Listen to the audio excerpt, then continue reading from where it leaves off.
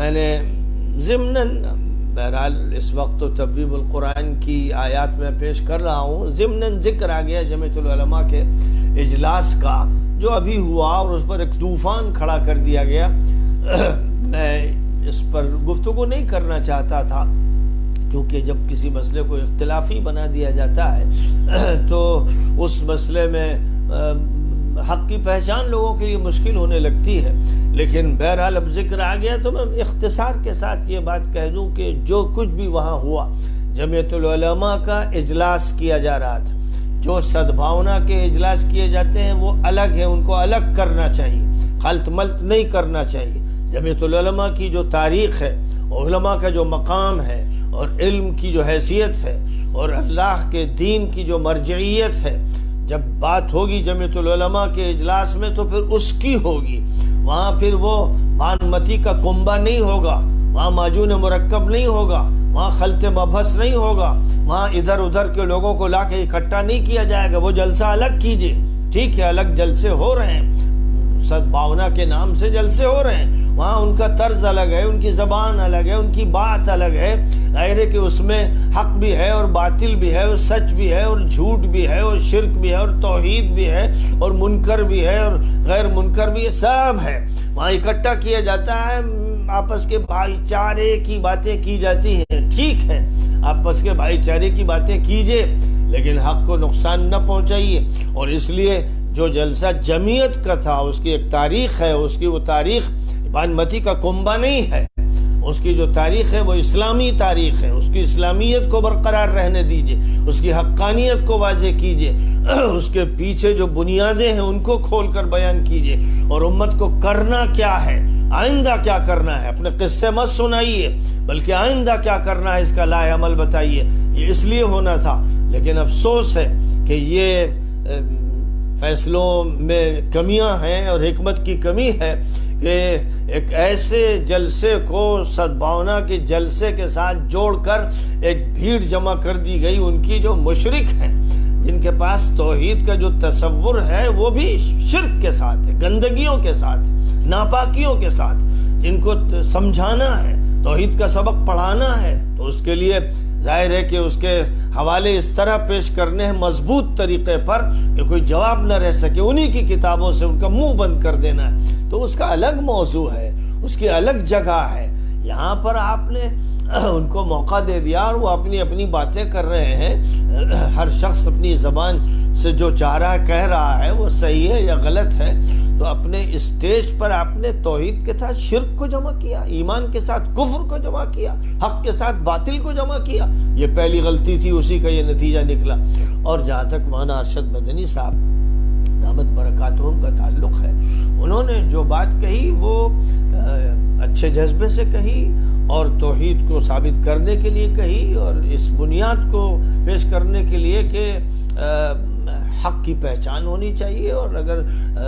مذاہب کسی نہ کسی حیثیت سے حق سے جڑے ہوئے ہیں تو وہ اس بات پر متفق ہیں کہ اللہ ایک ہے، اس کو آپ ایشور کہو، لاڈ کہو، گاڈ کہو، مختلف ناموں سے یاد کر سکتے ہو، لیکن وہ کہ جو ایک ہے، جو خالق آسمان کا بھی اور زمین کا بھی، انسان کا بھی اور جن کا بھی، تمام مخلوقات کا بھی، وہ اللہ ہے، وہ کریٹر ہے، اس کی وہ صفات جو قرآن میں بیان کی گئی ہیں کسی کتاب میں بھی اس طرح نہیں بیان کی گئی، اور بیان بھی کی گئی تو ان کے ساتھ بہت کچھ باطل گڑبڑ کر دیا گیا ہے۔ اس لیے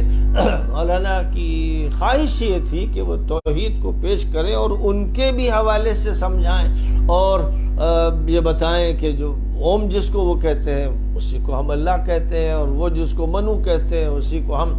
آدم کہتے ہیں۔ یہاں غلطی ہوئی ہے کیونکہ در حقیقت اوم کا جو تصور ہے ہندوؤں کے ہاں وہ نہیں جو اللہ کا ہے۔ ظاہر ہے کہ بہت سی چیزیں مشترک ہیں، لیکن مثلا یہ بات کہ مولانا کی زبان سے بات نکل گئی کہ اوم ہوا کی طرح ہے، تو اللہ بھی ایسے ہی، نعوذ باللہ، اللہ خالق ہے ہوا کا، خالق ہے آسمان و زمین کا۔ آسمان و زمین کے ظرف میں اللہ نہیں ہوتا ہے، اللہ بلند و بالا ہے، وہ علی و عظیم ہے، اور یہ ساری کائنات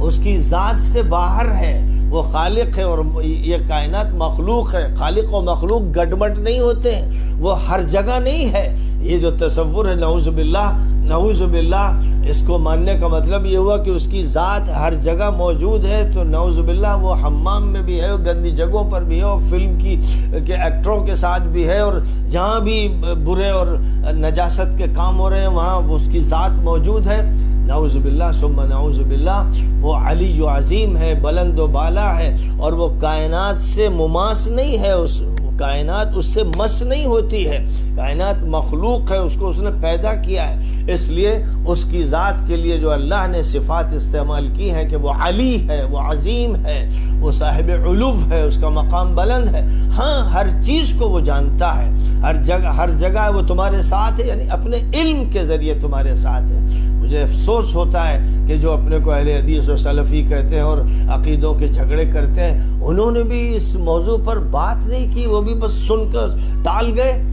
वो भी इस चक्कर में पड़े हुए हैं कि भाई इस वक्त के मुशरिकों से दोस्तियां रचाएं और उनके शिर्क की बात को भी कबूल कर लें और किसी की इबाहियत की बात को भी कबूल कर लें। ये सब गलत मौक़िफ़ है, इन पर अल्लाह की तरफ से गिरफ्त होगी। इसलिए बहरहाल ओम की जो तस्वीर है उनकी किताबों में वो अल्लाह की ज़ात और सिफ़ात से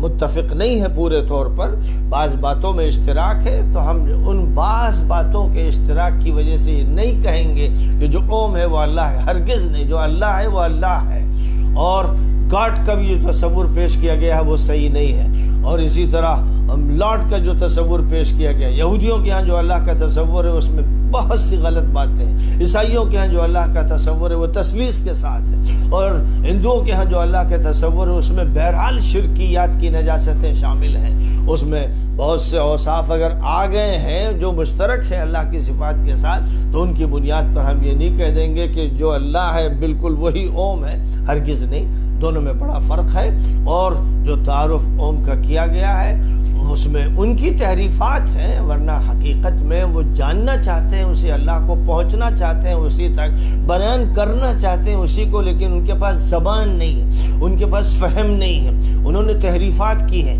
उन्होंने खल्त मबहस किया है, तलबीसात किए हैं, इसलिए सही बात बाकी नहीं रह गई। इसलिए हमें ये नहीं कहना है कि जो ओम है वो अल्लाह है। और फिर नऊज़ बिल्लाह ये कि जैसे ओम हवा है मसलन और हर जगह है, बिल्कुल ये गलत है। हर जगह अल्लाह नहीं है, बल्कि अल्लाह का इल्म हर जगह है, वो हर चीज़ को मुहीत है और कोई चीज़ उसके इल्म से बाहर नहीं है। ये एक हकीकत है। तो इसलिए बात किसी ऐसे मजमे में अगर कहनी भी है तो उनके हवाले से उनके ख़िलाफ़ जो चीज़ हुज्जत बन सके वो कह देनी चाहिए, लेकिन इश्तिराक नहीं है और बहुत से फ़ुरूक़ हैं। और अल्लाह ने जो तारुफ़ कुरान पाक में अपना कराया है, हम जब पेश करेंगे कुरान की ज़बान में बात करेंगे, पैगंबरों की ज़बान में बात करेंगे, हम उस ज़बान को जब भी बदलेंगे और उनकी रियायत करेंगे तो फिर ख़तरा यह है कि हम गड्ढे में गिर जाएंगे। इसी तरह मनु का जो लफ्ज़ है, मनु आदम नहीं है। सबसे बड़ी मुसीबत यह है कि हिंदुओं के यहाँ मनु शास्त्र है, और मनु शास्त्र में ऐसे जुल्म की बातें हैं, ऐसी जातियाँ हैं, दलितों के खिलाफ इतने सख्त कवानीन है, जाबिराना वहशियाना, औरतों के खिलाफ इतने सख्त कानून हैं, और इसी तरह आबादी के बहुत से तबक़ात के खिलाफ कानून है, और इंसानों को तबकों में बांटा गया है। ये सब मनु शास्त्र में है। तो अब वो मनु कौन था कौन नहीं था वो अल्लाह जाने। बहरहाल वो आदम नहीं थे, इसलिए हम मनु को आदम करार देंगे तो उसका मतलब कि मनु की जो शास्त्र है वो आदम की है। गोया आदम तो अल्लाह के नबी थे, उनका तो जो भी कानून था, जो भी अल्लाह ने उनको बताया वो वही था जो कुरान पाक में है। और जो मनु शास्त्र में है उसमें तो ऐसे जुल्म की कहानियां हैं कि वो नाकाबिल बर्दाश्त है। और इसीलिए अम्बेडकर ने, जो हमारे मुल्क के कॉन्स्टिट्यूशन के बानी हैं गोया के, और चेयरमैन थे उस कमेटी के जिसने कानून वज़ा किया, उन्होंने मनु शास्त्र को जलाया था। और आज भी दलित मनु शास्त्र के खिलाफ अपने दिलों के अंदर गैज़ व गज़ब की आग रखते हैं, क्योंकि उनके खिलाफ सख्त तरीन क़वानीन उसमें मौजूद हैं। इसलिए हम क्यों मनु को आदम कहें, जब वो मनु शास्त्र वाला जो मनु है उसने तो जुल्म की इंतहाएं कर दी थी। तो क्या ज़रूरत है साहब ज़बरदस्ती के इश्तिराक पैदा करने की, اس لیے پوری معذرت کے ساتھ، پورے ادب کے ساتھ حضرت مولانا ارشد مدنی صاحب دامت برکاتہم کی خدمت میں درخواست کروں گا کہ مولانا ان مماثلتوں کا تذکرہ بالکل نہ فرمائیں۔ آپ کی زبان سے تو بس قرآن پاک کی آیات کا ترجمہ سنا جائے اور احادیث کا ترجمہ سنا جائے، اور جو موضوع ہے ان کی کتابوں کا اور ان کے حوالوں کا وہ ذاکر نائک کے لیے چھوڑ دیں، اور اس طرح کے جو لوگ ہیں جن کو یاد ہے، ان کے ایک ایک اشلوک یاد ہیں، وہ ان کو پیش کر سکتے ہیں، یہ موضوع ان کے حوالے کر دیں، کیونکہ جو اس کا اسپیشلسٹ نہیں ہے وہ اس موضوع میں اگر بات کرے گا تو غلطیاں ہو جائیں گی۔ تو ایک تو یہ پہلو، لیکن جہاں تک تعلق ہے وہ انسان جینی مذہب کا جو نمائندہ تھا وہ بدتمیز تھا، اور اس کو یہ موقع دیا گیا کہ وہ اس نے اسٹیج پر آ کر بات کہی، وہ مولانا کے خلاف بات نہیں تھی، وہ اللہ کے خلاف بات تھی، اس نے اللہ کے بارے میں بدتمیزی کی، وہ مجرم تھا، اور اس مجرم سے کہہ دیا جاتا کہ آپ یہاں سے روانہ ہو جائیں، آپ یہاں سے روانہ ہو جائیں، کیونکہ یہاں بات سدبھاونا کی جو ہوگی تو بنیادی طور پر اس طرح ہوگی کہ وہ اللہ اور ایشور ایک ہے، وہ ہمارا مالک اور خالق ہے، پہلے اس پر اتفاق کرنا ہوگا، پھر سدبھاونا کی بات ہوگی۔ اگر اللہ پر اتفاق نہیں ہے اور اگر پیغمبروں کی حیثیت اور عظمت کو نہیں مانا جا رہا ہے، ان کی شان میں کوئی گستاخی ہے یا قرآن کے بارے میں کوئی گستاخی ہے، تو سدبھاونا کا کوئی سوال نہیں، کوئی سوال نہیں کسی اتحاد کا۔ ہم جب کھلے طور پر کہہ دیتے ہیں، شیعوں سے کہہ دیتے ہیں کہ اگر ابو بکر و عمر و عثمان کے خلاف بات کی جائے گی، طعن و تشنیع کیا جائے گا، حضرت عائشہ پر الزام لگایا جائے گا، کوئی تعلق پھر ہمارا آپ سے نہیں، کوئی تقارب نہیں ہو سکتا ہے۔ اسی وقت ہوگا جبکہ ہماری جو عظیم شخصیات ہیں ان کو تسلیم کیا جائے۔ تو جب ہم ان سے یہ بات کرتے ہیں تو وہاں جا کر ہم وہ بات کر رہے ہیں کہ جو شرک سے گڈمڈ ہو رہی ہے اور جس میں منو کی صحیح تصویر سامنے نہیں آ رہی، پھر اس کو یہ موقع دے رہے ہیں، پھر ہمارے جو ذمہ دار حضرات ہیں وہ معذرت آمیز لہجہ اختیار کرتے ہوئے معافی مانگ رہے ہیں، بدتمیز سے معافی۔ اللہ کی شان میں جو گستاخی کرے گا اور بدتمیزی کرے گا وہ کہتا ہے اللہ واللہ فالتو باتیں، وہ مجرم خبیث یہ کہہ رہا ہے، ہمارے اسٹیج پر اس کے اندر یہ ہمت کیسے ہوئی کہ وہ یہ کہہ دے کہ اللہ واللہ فالتو باتیں ہیں، ہمیں ہمارے ماں باپ نے پیدا کیا۔ ایسے مجرم سے کہو کہ جا تو اپنے ماں باپ کے ساتھ مر یا جی۔ جو موقف اختیار کیا گیا بہت ہی کمزور ہے، اور امت کی نمائندہ جماعت کے لیے کسی طرح یہ شایع نشان نہیں ہے، اس لیے ہمیں اس پر اعتراض ہے، اختلاف ہے۔ ہمارا یہ کہنا ہے مولانا محمود صاحب سے بھی کہ یہ گڈمڈ نہ کیا کریں، جمعیت کا جلسہ الگ کریں، اس کی تاریخ الگ ہے اور اس کے ارادے الگ تھے، ملک کی آزادی تھی، اور ملک کی آزادی اس لیے تھی کہ جو حق ہے، اس ملت کا جو حق ہے وہ اس کو ملے۔ آپ نے ملک کی آزادی میں حصہ لے کر پھر ان مشرکوں اور کافروں کا ذمیمہ بننا گوارا کیا،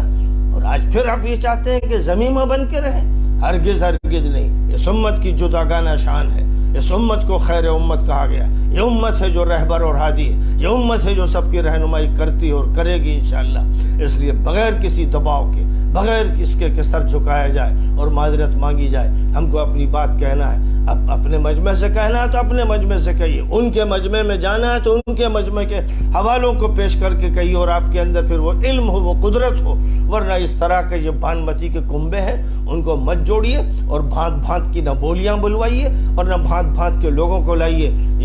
یہ طرز غلط ہے، موقف غلط ہے، اس سے پوری امت کو نقصان پہنچ رہا ہے اور ملت کو ذلت اٹھانی پڑ رہی ہے۔ وآخر دعوانا ان الحمد للہ۔